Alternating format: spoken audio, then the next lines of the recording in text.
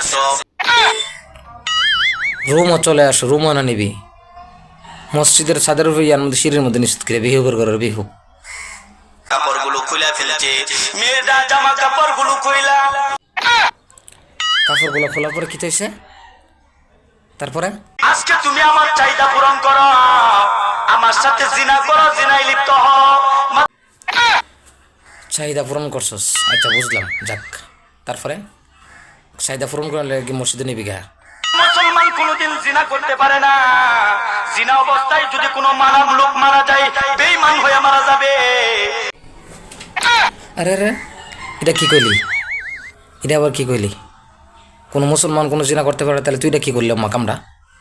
আরে আরে আরে আরে, কথা কি ক্লিয়ার না ভেজাল আছে? আসসালামু আলাইকুম রহমতুল্লাহ। সম্মানিত দর্শক শ্রোতা, আপনারা দেখতে পাচ্ছেন তো ভিডিওটা। ইসমত আলী আশিকি হুজুর উরফে হিল্লা হুজুর মসজিদের মধ্যে কী কাম করছে দেখছেন তো আপনারা।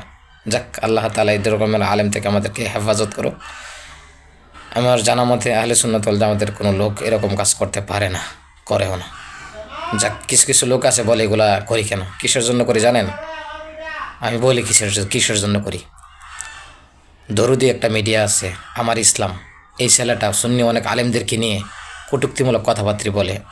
ওনার ভিডিও একদিন আপনাদের কাছে কথা কি ক্লিয়ার না ভেজাল আছে?